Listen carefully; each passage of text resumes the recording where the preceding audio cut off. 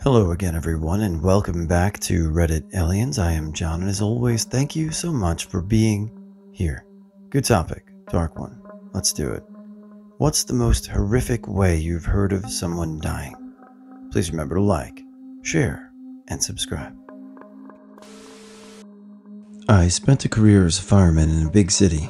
About 15 years ago, we responded to a middle-of-the-night fire in the basement of an old triple-brick, two-story single-family balloon frame residence. On this particular weekend, the 9-year-old daughter was having a sleepover. 8 kids and the parents either got out or were pulled out by responders, but we couldn't find the daughter. All efforts on scene were directed to the rescue operations, so the fire quickly advanced as firefighters searched throughout the pitch-black, hot-as-F structure. My partner and I were searching the second floor, working solely on feel, and we could hear her screaming for help. "Okay, we hear you, we're coming, we got this." My partner and I were experienced. We'd made other rescues, we were professionals in our craft, but the second floor layout didn't make any sense. Doors that could be felt but were sealed shut, rooms longer than you would have expected, etc. We learned later that the entire second floor has been remodeled, leaving some of the original design pieces in place, but extending rooms and modifying entrances. It was the hottest fire I've ever been in. With everyone rightly focused on more than a half a dozen rescues, the fire was left unchecked, and the thing was just ripping, running vertically through the pipe chases. Eventually, we didn't hear her screaming anymore. We stayed up on that floor well past when the chief wanted us out, throwing our shoulders into the faux doors, trying to breach walls into the bathroom, etc., until finally we were out of air. We were outside, telling another crew where our search left off, when the roof collapsed in to the second floor. It was hours before we could recover her body. Over a career of fire and EMS, I've seen my share of terrible, tragic shit. You empathize, but you disassociate to a degree. You have to. If you didn't, you'd work one shift and never come back. So I learned not to carry too much horrific stuff with me. We did our best at everything we were called to. Sometimes it worked out, sometimes it didn't. That has to be enough in this line of work. But that little girl screaming is one of the 5 to 7 calls I still think about and can still hear. We did what we could, and we did a lot of good that night, but we failed her. Back in the mid-70s, my mother worked at one of many sewing factories in the U.S. South.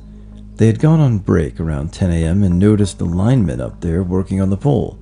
They came out for lunch at noon, and he was still up there but not moving. He had grabbed the live wire, and it fried him in place. Had to break his arms to get him down. He was also the father of one of my school buddies. After Pearl Harbor got attacked, they raised the hull of one of the sunken battleships and found one of the compartments had a calendar scratched onto the wall, indicating someone had survived partially flooded room for like 2 weeks. It was 17 days, and there were 3 of them. If you do an internet search or YouTube search for the 3 sailors who were sunk alive, yeah, it's a really tragic story. I was coming home from baseball practice in high school, and when coming down my street, I see my neighbor across the street outside in the driveway crying. She was 6, and it was pouring. I asked her what was wrong, and all she said was, "Amy is in the closet." I said, "What?" Her parents weren't home, nor were mine. I didn't want to have her explain it, so I asked her to show me.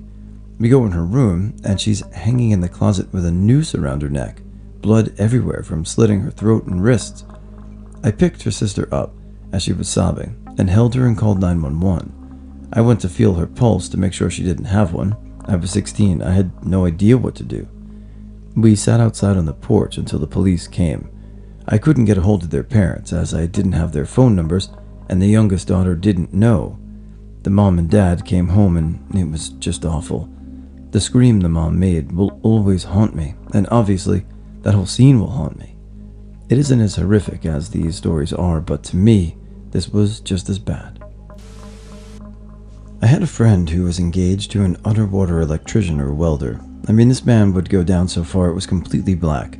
Long story short, he went down one day and never came back up. I don't remember if something ruptured or if he was shocked to death, but I remember thinking how awful it must have been to have died in such an abysmal place. My cousin walked under a grain auger, and the hood of his hoodie got caught in it. He was sucked up into it and decapitated before it could shut off. My grandpa had to clean his head out of the auger. There was an old guy who lived down the road from me. He wasn't good on his feet, so only used the bottom half of his house. He went to go to bed one night, but fell in front of his old electric heater next to his bed in the living room and couldn't get up again. The poor bloke was cooked alive. When the paramedics turned up, they had to go into the garden to vomit. It was horrific, apparently. I only know this because a couple of family members went to see what was happening when an ambulance turned up at his house. I'm not sure who called it. They said it was truly awful. The guy survived for a while in the hospital with his injuries, but unfortunately passed. He must have been in front of the heater for hours, poor bastard. In Victoria, Australia, some freeways have these speed wires, which are like 3 cables strung along a fence instead of your standard solid barrier. First time I drove to uni, it was raining, and a motorcyclist fell off in front of me, hitting these cables and literally exploded. His head flew about 50 meters before it splattered on the road. Pretty effed thing for a 19-year-old to see. A truckload of asphalt for resurfacing roads was accidentally dumped on a teenager in my province. He would have died instantly, but other people on the crew still got severe burns trying to dig him out. Race car driver Russ Phillips was killed when his car hit a catch fence roof first, and his upper body was dragged along the fence, leaving pieces of his face, brain, and torso all along the fencing. He was decapitated and shredded in half.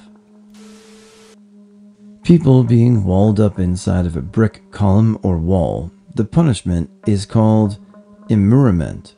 Last one I heard of a serial killer in the 1800s. They walled him inside the corner of a building. People said they could hear him screaming for mercy for a week before he fell silent. Imagine, inside a cold, damp, pitch-black chamber, too cramped to stand or sit down. Most likely, he was crawling with bugs. No food, no water, no mercy. I imagine he went mad before the second day was up because he knew death was the only escape. Okay, serial killer, bad, clearly should have been dealt with.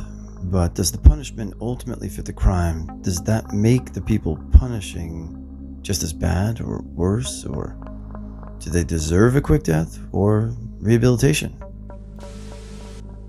I heard a story from World War I that many times when people had charged, gotten hurt, and were immobile from their injuries, you could hear their screams for help while being eaten alive by rats over the course of several nights.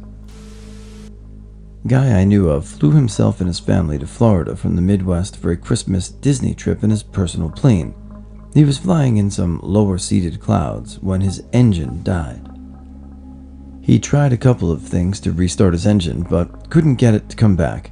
When he came out of the clouds, he was over a forest with no way to glide somewhere to land and had to put it down in the trees and hope. The crash killed himself, his wife, and 2 of his 3 kids, except for his youngest daughter, who walked 2 miles barefoot in the late December snow to find help, but she survived. The horrific part of it is, to me though, the guy's plane had 2 separate fuel tanks, one in the left wing and one in the right wing. The reason the engine died was because it was fuel-starved. The pilot had been flying on a single tank for the entire flight up until that point, but had another wing filled to the brim with fuel. He could have saved his family's lives as well as his own, and prevented his daughter's trauma if he would have just made sure to follow the checklists the pilot of the airframe practice religiously every day that they go fly. The guy who got slowly cooked alive inside of a tuna can oven. The other guy who was pushed into a manhole and steamed for like an hour. And the Russian woman who was eaten alive by bears while she talked about it with her mom over the phone. Also, any number of cave diving stories. The most terrifying one I have a personal connection to was a man my father knew, who was slowly sucked into an industrial fan. Truly terrifying stuff, and rest in peace to all those who suffered them. I hope their families somehow found peace. I knew a guy, friend's older brother, who jumped off a 90-foot cliff in Montana and landed on the rocks, at a popular river hangout. He died instantly, and about 50 people witnessed it, including a bunch of my friends. I'm glad I was working that day, otherwise I definitely would have been there. The woman in China who got stuck in an elevator on a holiday weekend, when they eventually found her, there were scratch marks on the door and her hands were bloody from trying to get out.